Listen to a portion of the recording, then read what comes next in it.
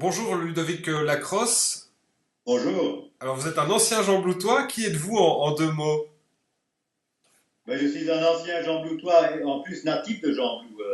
J'ai passé toute Un ma vrai jeunesse Jean à Jean Bloutois. Blou, avec une parenthèse à Namur. Puis bon, virus familial, mon père ayant fait la chimie et l'industrie agricole, ben, je me suis lancé dans la même branche et bon, voilà, j'ai terminé mes études en 82 comme Alors, ingénieur chimiste et industrie agricole à l'époque, qui est maintenant, je crois, ingénieur en biotechnologie, si je ne m'abuse.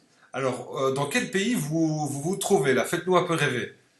Ah ben, je suis quand même pas très près, je suis en Thaïlande. La Thaïlande, bon, c'est 12 heures de vol de Bruxelles, il y a des vols directs, donc c'est à peu près ce que ça prend.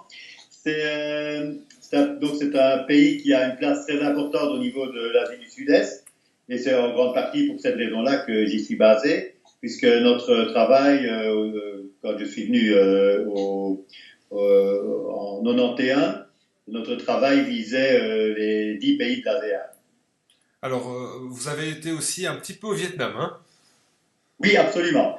Donc, en fait, basé à Bangkok, comme je vous disais, puis comment, le but était de transférer les technologies européennes en matière d'utilisation de la biomasse pour l'énergie, ou la cogénération plutôt, même en industrie agroalimentaire ou en industrie du bois, c'est-à-dire utiliser les déchets des usines de décortiquage du riz, les sucreries, les usines les huileries de palme, les scieries, et ainsi de suite, et tout ce qui était agroalimentaire qui générait des déchets de biomasse et qui pouvait être utilisé à des fins énergétiques. Alors, natif de Jean Blou, vous avez aussi étudié à l'université à l'époque, hein, qu'on appelle aujourd'hui la faculté Jean Blou Agrobiotech. Quel est votre parcours Voilà. depuis l'obtention de votre diplôme? Bien, quand j'ai eu mon diplôme en 82, bon, j'avais quelques offres d'emploi. Il y avait encore pas mal d'offres, surtout pour les chimistes en fait. Mais bon, je crois qu'il n'y avait pas encore de gros problèmes. Je ne sais pas s'il y en a d'ailleurs à l'heure actuelle pour les agronomes. Ils trouvaient assez facilement du boulot. Et j'ai eu une offre qui était celle qui m'intéressait le plus, d'aller travailler à la station de technologie forestière à l'époque Oui, pour faire de la recherche sur l'utilisation de la biomasse pour l'énergie. C'était un projet qui était financé en partie par la coopération belge et la Commission européenne. d'accord. Et ça m'a donné l'occasion de voyager pas mal parce que bon, il y avait pas mal d'applications qui démarraient de ce genre de technologie un peu partout dans le monde. J'ai eu l'occasion d'aller en Afrique, en Amérique du Sud, en Asie. Et puis alors, bon, à un moment donné, il a fallu que j'arrête de voyager j'avais un arrangement avec mon patron de l'époque, Monsieur Carré, qui m'avait dit, bon, bah écoute, si tu bosses convenablement, tu auras vu le monde, ce qui était le cas, mais tu feras aussi un doctorat. D'accord. Donc, il était temps que j'arrête de voyager, parce que voyager et faire un doctorat, c'est pas tellement compatible.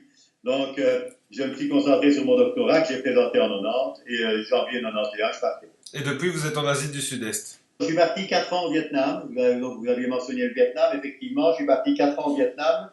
Mais comme il avait été décidé avec mon épouse qu'elle resterait à Bangkok, je faisais les navettes le week-end. Donc, je travaillais la semaine à Hanoï sur un programme de la coopération suédoise à l'époque, qui visait à l'électrification rurale du Vietnam, qui était encore un pays très jeune à l'époque. Alors après ça, je suis travaillé pour la coopération finlandaise. Je suis revenu à Bangkok, mais c'est sur un projet d'énergie renouvelable et d'efficacité énergétique pour les pays du Mekong, c'est-à-dire la Thaïlande, le Cambodge, le Laos, le Vietnam et après a joint la Birmanie. Et ce qu'on a fait en Thaïlande a pu être répliqué en Malaisie, aux Philippines, en Indonésie et dans tous ces pays de l'Asie du Sud-Est. Alors, on va revenir à Jean Blou. Quel souvenir vous gardez-vous de vos années d'études? Ah, ben, de très bons souvenirs, évidemment. Alors, est-ce que vous continuez à vous intéresser à la vie justement de la faculté? Bien sûr, bien sûr. Bon, en fait, pour la petite histoire, moi, je rentre à Jean-Cloud pour de bon, si je peux dire, Ah, d'accord. en juin. Je vais en faire cet été, dirons-nous. Et je compte bien me réappliquer dans la vie des anciens. Oui, ça reste bon quelque chose qu'on n'oublie pas. C'est Ouais. Jean Blou, c'est Jean Blou, les vieux murs de Jean Blou.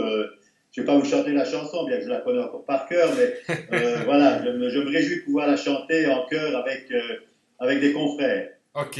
Merci beaucoup en tout cas Ludovic Lacrosse d'avoir répondu à nos questions. Avec grand plaisir, et j'espère qu'on aura l'occasion de se voir dans quelques mois Ah ben bien sûr. pour avoir un petit stop ensemble à nager.